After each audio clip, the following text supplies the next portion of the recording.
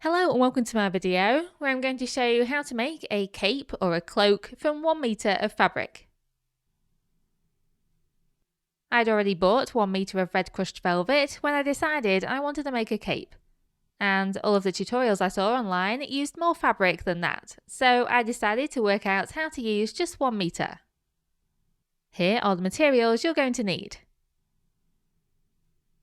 I'm going to be using a piece of fabric that's 1 metre long and 150 centimetres wide.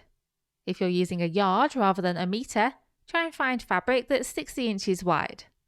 You'll need to slightly alter the measurements I'm going to show you, but the overall shapes will be roughly the same. The first step is to wash your fabric and, if necessary, iron it as well.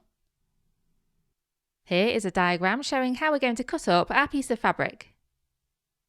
You'll need to mark these points and lines on the back of your rectangle of fabric, and I'm now going to tell you where to mark these points and in what order. Obviously use a magic fabric pen or a disappearing fabric marker to do this.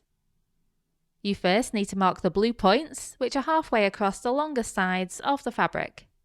Then mark the pink points, which are 16 centimetres from each corner at the top, and the yellow points, which are 27 centimetres either side of the blue point at the bottom. Then use a ruler to join these pink and yellow points together. Mark the green points 6 centimetres down from the top of each of these lines you've just drawn, and then draw lines between the blue point at the top and each of the green points. The orange points are 100 centimetres down from each of the pink points along the drawn lines. And lastly, you need to join the orange points to the nearest corner at the bottom of the fabric. Then use fabric scissors or a rotary cutter, a metal ruler and a cutting mat to cut out all of these pieces. Note that you don't cut down the centre line, which is a dashed line, you only cut along the solid black lines. Once you've done that, put all of the pieces right sides up in this arrangement. Compared to the cutting diagram, the two side pieces have been swapped around and the central piece has been rotated 180 degrees. Note that the dark red on these diagrams represents the front of the fabric and the light red represents the back. We're now going to sew these 3 pieces of fabric together. Flip one side piece onto the central piece so the edges line up like so. If one edge is slightly longer than the other, don't worry, just have the mismatched corners at the top. It's more important to have the pieces line up perfectly at the corner on the bottom edge. Make sure the fabrics lay flat when you pin. Then sew along this edge 1/2 inch from the edge, i.e. use a 1/2 inch seam allowance. Because I'm sewing a stretchy knit, I'm using a ballpoint needle and a zigzag stitch. If you're using a non-stretch fabric like a woven cotton, you can use regular needles and a straight stitch instead. Remember to always backstitch at the beginning and the end. If the pieces are now mismatched along the top, then just even them up by cutting off the excess fabric.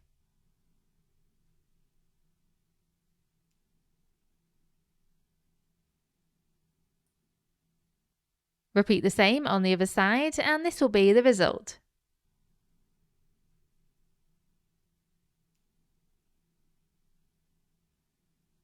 Then turn the cape inside out and try and lay it as flat as possible, especially at the top.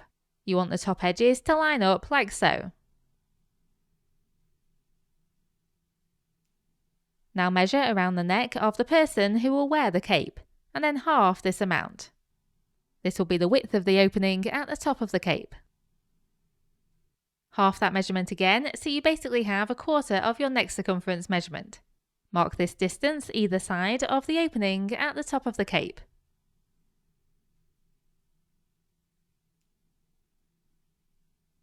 Then mark 5 centimetres down the folded side edges of the cape.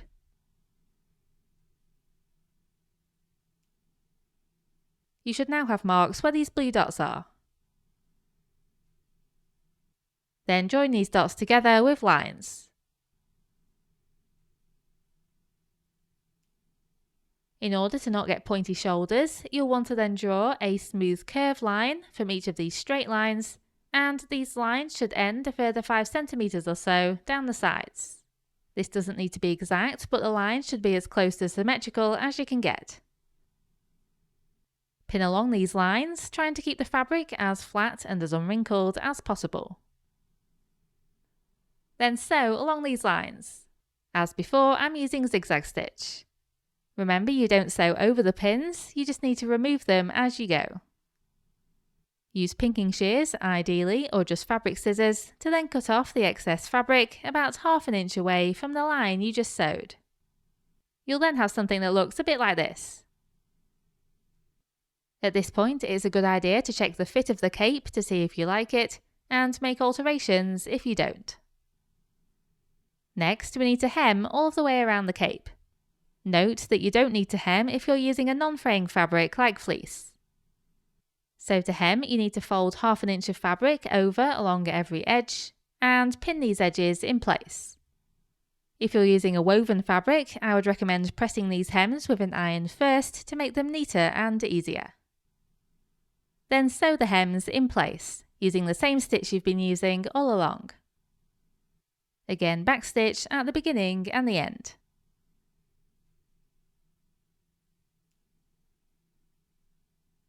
Your cape should then look something like this.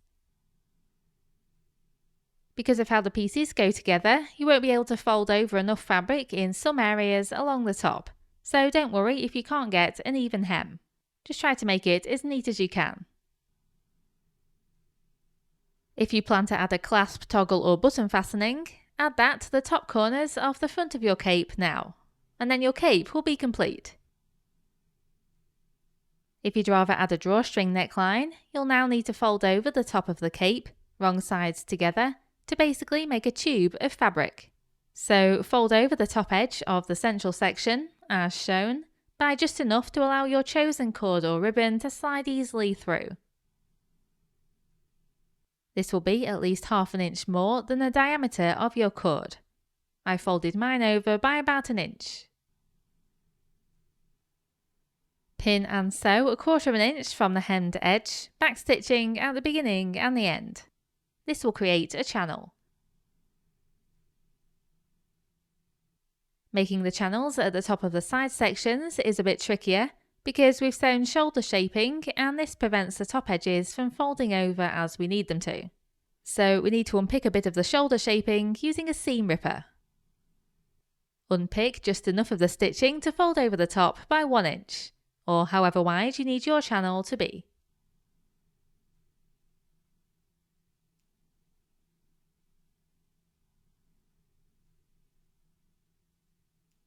Then pin and sew the channel in place, again 1/4 inch from the hemmed edge.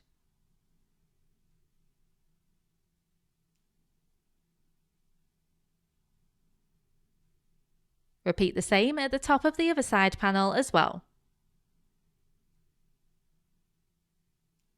Tidy up any raw edges by hemming or by sewing over the raw edge with a zigzag stitch.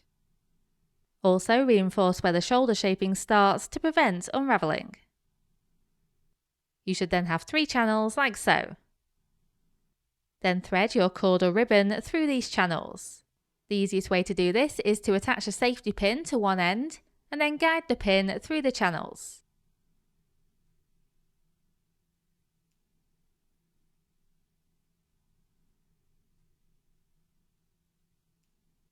If you want to fix this in place and prevent the cord or ribbon from coming out of the channels, you can then sew a short line of stitches at the back of the neck, going through the fabric and the cord or ribbon.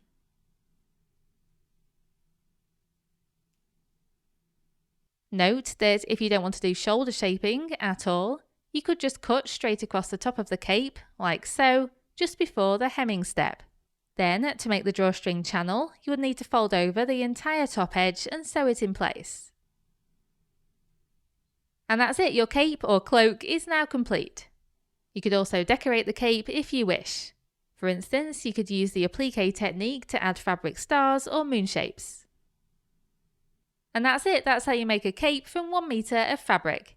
I really hope you enjoyed this project and thank you very much for watching.